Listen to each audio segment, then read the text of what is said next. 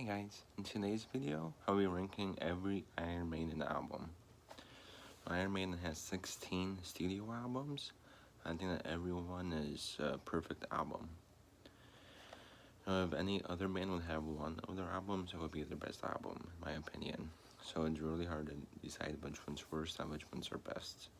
So, coming at number 16 is The Final Frontier.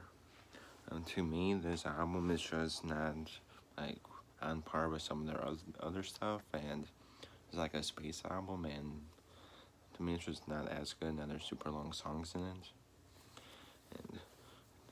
And when I first listened to it, all I heard was a bunch of bass stuff, and Satellite 15, I didn't like that as much. Then El Dorado had the same thing for the beginning of it. It kind of just turned me off on the album. But When the Wild Wind Blows, I think that's one of their really good epic songs, and a super good one. I wish that they played more of this album live, but unfortunately they only played it during the supporting tour. So maybe later this year for Legacy of the Beast, they'll play something from it. Coming in at number 15 is A Matter of Life and Death.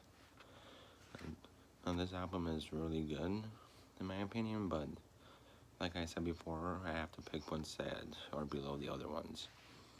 And Different World, Better Than a Thousand Suns, Greater Good of God, super good songs. And just this album just isn't like on par with the other ones, but I still agree it's a super good album and could be placed anywhere from number 1 through 16. Oh, coming in number 14 is Virtual 11. So there are two Blaze albums, X Factor and this one. But I think this one is just slightly worse than X Factor, even though I still like it. There's Futurial and The Klansman, Don't Look into the Eyes of a Stranger, and they're all super good songs. And I like The Angel and the Gambler, but it seems like everybody else hates it, so I'm not sure why. I think it's a really catchy and fun song, but a lot of people hate this album, but I kind of like it, but I push it down the list because of that reason. Now, coming in at number 13 is their new album, The Book of Souls. So I really like The Book of Souls. It was the first tour that I saw Iron Maiden on, and I really like If Eternity Should Fail, Speed of Light, The Red and the Black. But I think there's just too many long songs, and it just gets all like bunched up together. So if they all had songs like Speed of Light or Death and Glory, plus a couple super long songs, it'd be really good and much higher on this list, but unfortunately it's not. Now coming in at number 12 is the X Factor, the other Blaze album. So I really enjoy this album. I used to have it in my car playing all the time. I really love Sign of the Cross, Lord of the Flies, and Man on the Edge. I really like it when Bruce sings on them, but unfortunately he didn't on this one, but there are live ones that he does. And this album is super good. I think if Bruce did sing on this album, then it'd be one of their best albums. Coming in at number 11 is Dance of Death. A lot of people hate this album, but I really enjoy it. The title track is probably one of the best songs since a reunion in 1999. But other than that, the songs are kind of iffy. But Passchendaele is an amazing war song, probably their best one. And Wildest Dreams is also a really nice, catchy song also. But other than that, it just kind of doesn't really have that many great songs on it. Coming in at number 10 is No Prayer for the Dying. So this is the first Iron Maiden album that doesn't have Adrian Smith since all the way back in their first album. And you could definitely tell that he's gone. Because Anna Gers, which everybody seems to hate, he joined the band in this. And they have a bunch of songs that are simpler and shorter. And the production isn't that good on it. And this is the first Iron Maiden album not to have a song over 6 minutes long. I really enjoy this album also. but a lot of people just hate it and refuse to listen to it. But I like it a lot though. Coming in at number 9 is Killers. This is the second album to have Paul Di'Anno, and also his last one. And it's also the first one to have Adrian Smith on it. So to me, Killers is the weaker of the two Di'Anno songs, but it does have other really good songs on it. And Child, one of their most popular ones, Murders in the Rue Morgue, Another Life, Killers, the title track, Drifter. I think that Killers is the best Di'Anno era song, along with Child, which is also up there. But they don't play a lot of songs from this album live anymore. The last time they did was in 2004 and 2005, I believe. No, 2005, I believe. They just did their first 4 albums.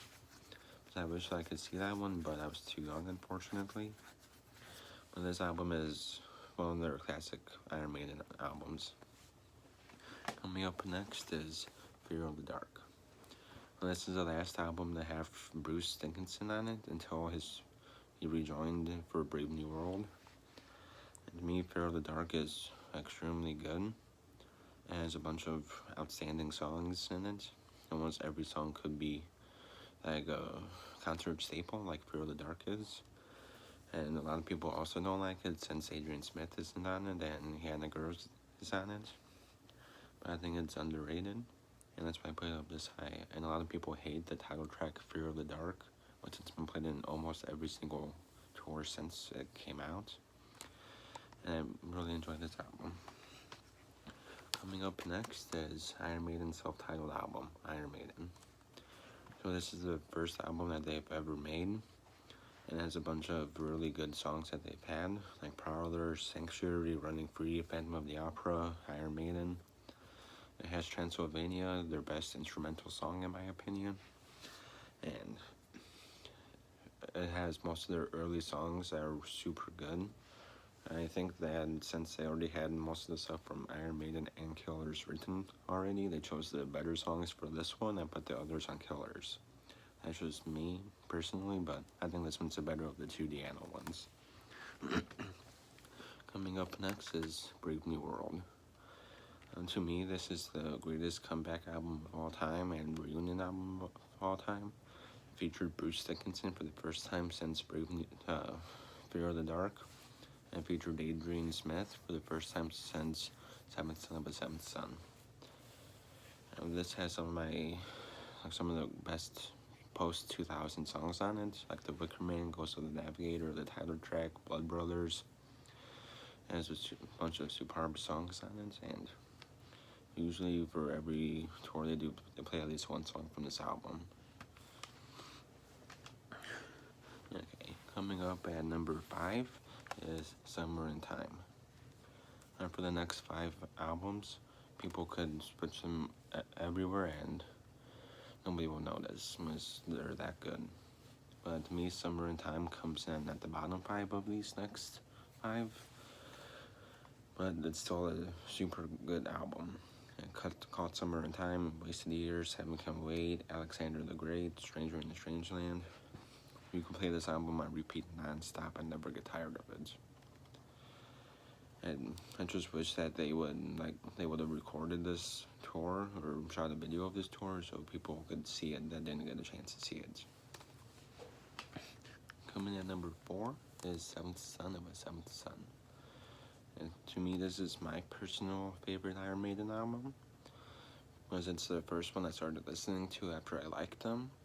And the Maiden England concert tour was the first time I saw Iron Maiden DVD, so that's kind of why I like this one the best. But Seventh Son of a Seventh Son, Moonchild, Evil That Men Do, Clairvoyant, this is probably one of their best ones that they've done for their classic lineup. And it's also their last one to have Adrian Smith on it, so that's also something to consider. Coming in at number 3 is Powerslave. Powerslave is also a super good album. It has Aces High, 2 Minutes of Midnight, has 2 of their best war songs, Rhyme of the Ancient Mariner, Lost for Words, Powerslave. This is one of their best albums, in my opinion, and one of the greatest tours of all time, that a lot of people say, and also one of the greatest live albums of all time came from this tour. So I think this album is well put together, and I enjoy it a lot. Okay, coming in at number 2 is Peace of Mind. Peace of Mind is the first Iron Maiden album with the classic lineup in it, which had Bruce Dickinson, Adrian Smith, Dave Murray, Steve Harris, and Nickel McBrain. This album, whenever I'm at the bar and I play the music, I always play at least one song from this album. It has Where Eagles Dare, Revelations, Flight of Icarus, Die With Their Boots On, The Trooper, To Tame a Land, Still Alive. Every song from this album could have been a hit single. I think it's an amazing album. And on their Legacy of the Beast tour, they're playing a bunch of songs from this album. So if they come near you, then you should go see them if you like this album. Okay, coming in at number 1 is The Number of the Beast. I think that most people would say that this is their best album. It is their first album to have Bruce Dickinson singing on it. And I think it's probably their best album, but not my favorite one. It has some of their best songs on it, like Prisoner, 22 Acacia Avenue, Number of the Beast, Run to the Hills, Hallowed Be Thy Name. It also has a super good B-side, Total Eclipse, that they later added to the CD. And this album is their best album in my opinion, and probably the greatest heavy metal album of all time. So I hope you guys enjoyed the video. Please leave a like and subscribe, and comment down below if you want me to do another band. So I hope you guys have a nice day and keep working on. See you guys in a few days when I do my next one. Peace out.